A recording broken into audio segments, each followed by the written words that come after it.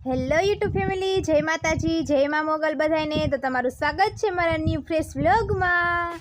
તો આજે તો જો આપણે બપોર પછી 3 વાગે વ્લોગ સ્ટાર્ટ કર્યો છે અને આજે છે ને આપણે આવવાનું છે માંડવી કાઢવા ઓપનર.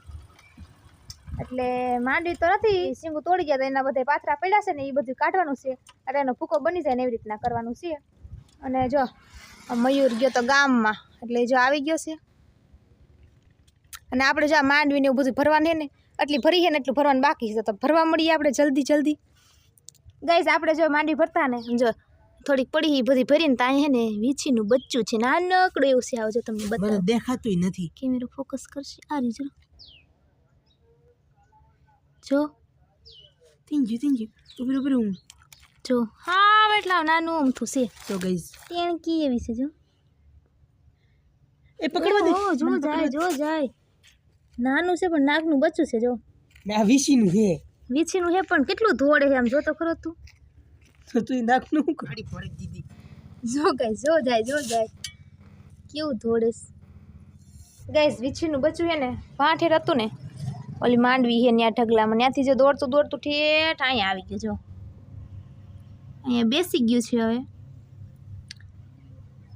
અને હવે આપણે છે ને એને અહીંયા નથી મારવાનું નથી અને છે ને આપણે મૂકી આવીશું દૂર, ઘરથી દૂર, કારણ કે અહીંયા તો કાંઈ રખાય નહીં આપણને કરડે કારવે, એટલે આપણે બહાર મૂકી આવીશું અને મારશું નહીં આપણે એને, કારણ કે એને જીવ છે આપણી જેમ, એટલે આપણે એને મરાય નહીં. તો આપણે મૂકી આવીએ. હવે આપણે જો ખેતરમાં આવી ગયા છીએ અને આપણે છે ને માંડવીનો કાઢવાનું છે ને એનો ખોળ કરવાનું છે ભૂકા માટે, કારણ કે માંડવી તો આમાં નીકળવાનું નથી, ખાલી ભૂકો જ કરવાનો છે. એટલે અહીંયા જો મયુર ઉપાડે છે માંડવી, એટલે ઉપાડ નાખી. ને આપણે છે ને આ મગ છે ને એ વાઢવાના છે વાહુથી, એટલા મગ વાઢી નાખીએ એટલે મગ દબાઈ ને ભૂકો આવી જાય એટલે પછી દબાઈ જાય. એટલે આપણે જો દાંતડાને એવું લઈ લીધું છે તૈયાર કરીને વ્યવસ્થિત. હવે જો એટલા વાઢી નાખી.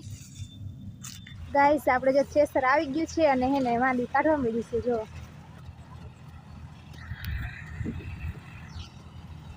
કામ ચાલુ થઈ ગયું છે. જો બધા ભરે છે મકાઈમાંથી ને પાથરા કાઢી કાઢીને ભરવાના છે એટલે વાર લાગે થોડીક. જો બાકી તો ચાલુ છે. ગાઈસ આપણે છે ને છોડવા લીલા પડ્યા ને એટલે આપણું હાયલું નહીં અને પ્રેશર પાછું થઈ ગયું છે. જો થોડુંક કાઢ્યું ને તો ન હાયલું એટલે જો પાછું જવા દીધું છે. હવે કાલ આવશે બપોરે, કાલ બપોરે આવી જાય 1 વાગે. 7 વાગી ગયા છે ને આપણે છે ને હવે નાખું વાળવાનું છે એટલે જોવા જઈશી પાણી. અને અહીંયા જો એટલું કાઢ્યું ત્યાં થેસર વયું ગયું છે, કારણ કે લીલું પડ્યું અને આમ તો હુકાઈ ગયેલું હતું પણ આ છે ને બે કામ બહુ તડકો નહોતો, આમ ઘાવરવા એવું હતું એટલે ને ઘાવરી ગયું. જો આમ છે ને હવે લીલું આવું થઈ ગયું. જો આવું નીકળવા માંડ્યું, ભાંગે નહીં ને એવું થઈ ગયું.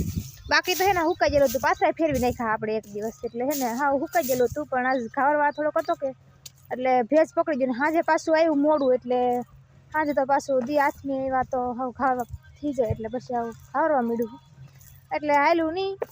એટલે કાલ હવે આવશે એમ કીધું, બપોરે આવશે. અને અહીંયા છે ને બધી આજુબાજુ બધે ઓપનર હાલે જ છે બધે છે. અને આપણે હવે રસોઈ બનાવવાની છે પણ રસોઈમાં ખાલી આપણે એને પૌવા વઘારવાના છે, બટેટા પૌવા વઘારવાના છે. અને મારા મમ્મી મારા પપ્પા તો હજી આવ્યા નથી. કાલ સાહેબ હું જો હાલી જાઉં છું અને હે ને હું તમને કહેતી ને બાજુમાં હાલે છે બધે થેસર. જો અહીંયા હાલે છે, જો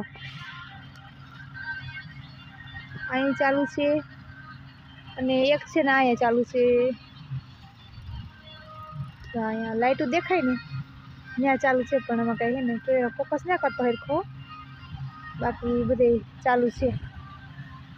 કારણ કે વરસાદ જેવું વાતાવરણ થઈ ગયું અને આજ તો હે ને આખો દિવસ વાદળછાયું વાતાવરણ જ હતું એટલે હે ને બધા કાઢવા મળ્યા જલ્દી, કારણ કે વરસાદની હવે હે ને 2-3 દિવસમાં આગાહી છે વરસાદની, એટલે બધા જલ્દી કાઢવા મળ્યા છે. અને આપણે એ વ્લોગનો એન્ડ કરી દેવો છે. તો મારો વ્લોગ ગમે તો લાઈક કરજો, શેર કરજો અને સબસ્ક્રાઈબ કરજો. મળશું પછી નેક્સ્ટ વિડીયોમાં. ત્યાં સુધી બધાને બાય.